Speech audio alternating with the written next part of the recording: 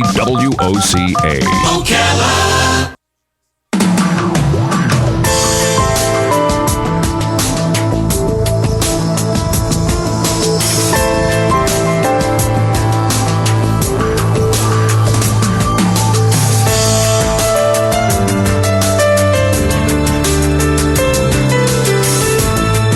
All right, 5 minutes after 11 o'clock. Thank you for tuning in.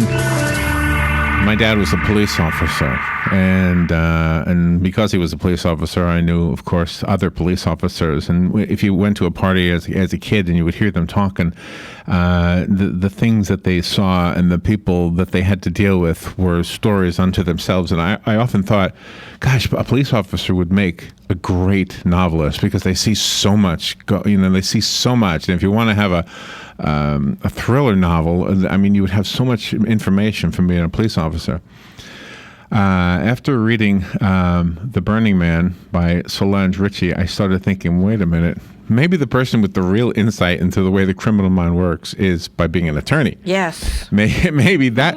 I started thinking about it. Well, maybe as a police officer, it's surface level. They're right there. Mm-hmm. They got to get the guy, but once they're done with the guy, they're done with the guy. It's in the legal system, right? Mm-hmm. But the attorney is the one who has to sit, try to figure it out, right? Exactly. Solange Ritchie is an attorney known as the Case Saver. It says here she was awarded the Meyer J. Sankari Attorney of the Year Award, which is the highest award awarded by the State Bar of California's solo small firm section. She serves on the boards of numerous charities. She's an alumni, by the way, of the University of Florida. Yep, go Gators. And her book is The Burning Man, and you will want to read this one, especially if you like this genre. It is a thriller novel. Solange Ritchie, I hope I'm saying your name right. Good morning, Solange. You are. You're saying it very well. You don't have a Jamaican accent. It says you're from Jamaica. Well, if you want me to have a Jamaican accent, I can do one for you, but you will not understand what I'm telling you. Oh, I understood everything. I keep the Jamaican accent to myself. So we have something in common. I used to change trains in Jamaica. Now, not the same Jamaica, but in New York, you would change trains in Jamaica when you were going into Manhattan. So are you in California right now? Yes. Oh, my goodness. Well, thank you for getting up early to talk to us about your book. Oh, well, it's no problem. It's been very hot out here, so it's kind of like rise early, get your exercise done, and wait for the 100-degree temperatures to hit. So when you're a good person. When a good person gets into the mind of a bad person, which you had to have done in your careers, and I say careers plural because I'm guessing the writing that you do does the same thing. But how do you see it? Do you see it as a curiosity? Do you see it as are you abhorred by what these people do and how they think? Or how does it affect you? I see it more as a curiosity. I've always been fascinated with medicine and psychology. And my father came about half a semester away from attending medical school in London. He ended up going to the London School of Economics, so it kind of runs in the family a little bit. But they fascinate me, as I think they do most people, especially Americans, because there's a level of normalcy that we see on the outside for most of these people. I mean, you look at a person like Ted Bundy, and then if you go below the surface, there's a level of frankly, insane madness that none of us can really understand unless we're in their shoes. So I've always been fascinated by that kind of dichotomy. Does it frustrate you when the media makes them bigger than they are? Does it frustrate you? Because I'm guessing that we're all right when we say that most people are good, that only a few of us are bad, but the bad ones seem to get this big, gigantic amount of attention, and they're almost like movie stars.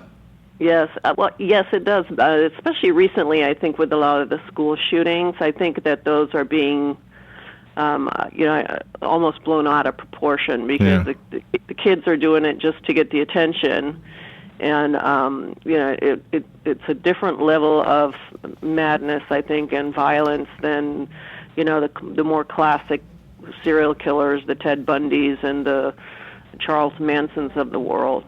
Which I find, far more fascinating than 16-year-old kid who decides, oh wow, I've been playing my video games too long, and I think I'm going to go actually shoot some people up. So. And very definitely family is in the forefront of your book. Even your heroine has conflict between her job and between being a mom. Yes.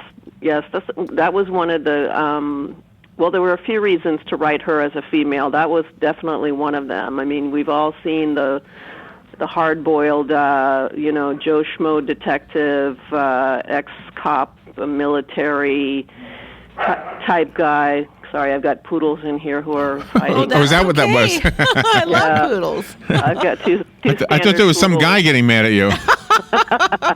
Solange will take care of him. No, Ted Bundy is not here. No, but I wanted to write a real woman who's frankly at the top of her game, but also is dealing with work-life balance issues, and I think it's something that really resonates with a lot of career women, not just in the police profession or the forensics profession, but all professions. And so I wanted to make her real in that way. And in the same instance, with the bad guy, I wanted to not just give you his terrible things that he does, but I wanted to give you a little insight into why he is the way he is, which I did a lot of research on as to what creates this type of a heinous character. I have a request and a question. My request is to tell the audience who the Burning Man is and why he's called the Burning Man. That's my request. And my question is, did you work on any cases that had a Burning Man type of a character in real life? I did not personally, but I can tell you that the idea came from a case about 25 years ago that came out of Florida. It involved a doctor who had a patient who I believe had cancer. She was quite young and beautiful, and he fell in love with her and married her. And she ended up, of course, dying from the cancer. And in his twisted, sick love of her, ended up keeping her almost in a state of suspended animation, so that he could be with her whenever he wanted. So that was the kind of the genesis of the idea of the Burning Man. Wow. I think I remember that. That's horrible. Yeah, and that's a true story that came out of South Florida probably 25 years ago, that I remember reading, that kind of has stuck with me ever since. Wow. So yeah. tell the audience, we want to make sure we're fair to the book. The audience, I just tell you, you're going to love this book. How many books have you written? This is actually my third full-length novel, but the other two are sitting in a closet and they never saw the light of day. Okay. I think the second one I sent out to a publicist, but it never got any kind of. It was too thick, and it probably needed some editing. At some point in the future, I may release it, but it's still sitting there. But I have done. Since The Burning Man, I have written a second, third, and fourth in the series, featuring Dr. Catherine Powers. Okay. And my publisher has already expressed interest in the second, picking it up. And then the third and fourth are pretty much done. So it looks like we're on a roll. So if I could ask you to do a movie trailer version in words, give the audience an idea of what the story is about in The Burning Man. Oh, wow. That's tough to do. You got me on the spot. Let's see. It's a hot June night in Orange County, California. After a third mutilated body appears, Dr. Catherine Powers is called in to assist and to provide her keen intellect to help catch a cruel, sadistic murderer called the Burning Man. We'll have to leave it at that. The good news for the audience is that a copy of the book was sent to us, and I would like to give it away. So call me right now, and we'll put your name on it. It'll be waiting for you here at the station. The number is 622-9622, and the rest of us have to go buy it. Do you have a website for yourself or for the book? I have both. The book is available on Amazon right now. And you can get it in it's a trade-sized paperback, which I really love because It's great, yeah. I like that size. Yeah, it's much easier to read for those of us who have eyes over 40 years old. Right. And I love the design of it, and then it's also available through Amazon on Kindle and ebooks. So for those of you who have want to do it that way, you can do it that way. And then my personal website is www.solangeritchie@hotmail.com. And if you go there and register there, you'll be registered for a free copy of the book there. So Okay. Let me give this one away. Good morning. You've got the book. Who's this? This is Amy. Amy, do you know where we are? I do. Okay, Amy, it'll be waiting for you. Give me the first letter of your last name, please. Thank you. What is the first letter of your last name, Amy? B.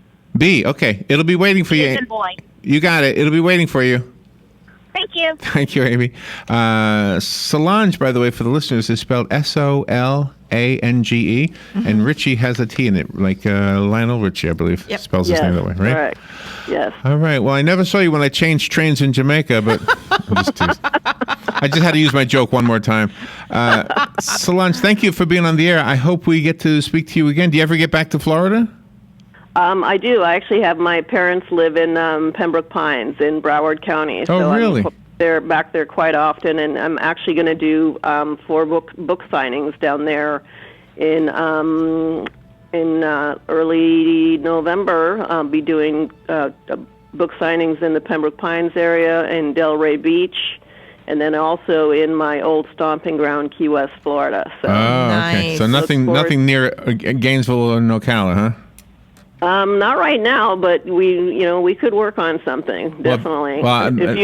If UF wants to host something for me, I'd be happy to show up at the dean's residence. Well, the invitation is open if you want to. If you're in the area, we'd love to have you in the studio to talk about your next book, or even about this one again, and see what changes. Maybe somebody will make a movie out of it or something. I hope so. Yeah, that'd be great. I've had some movie interest from Sony Studios, so we'll see. Good for you. Oh, wow, that's exciting stuff.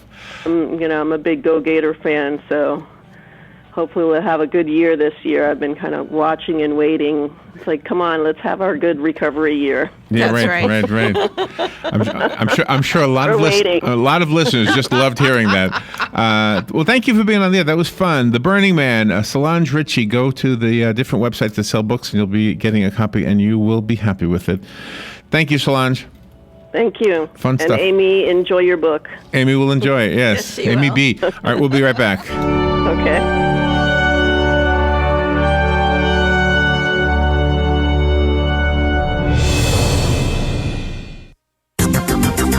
The weather is brought to you by myfwc.com. Safe boating is no accident. Sunshine mixing with clouds today. Watch out for a shower or thunderstorm this afternoon and evening. The high today 89 to 93.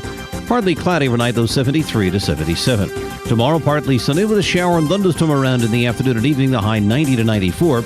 And on Friday, times of clouds and sunshine with an afternoon shower or thunderstorm likely. The high 88 to 92. From the Florida Weather Center, I'm meteorologist Joe Lundberg.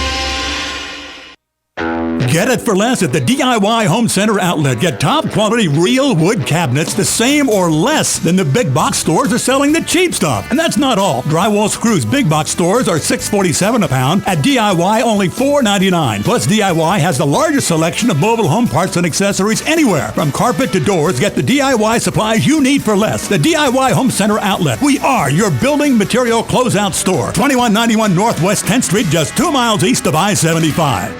Robin, let's try a little plant trivia. Name this nursery. It's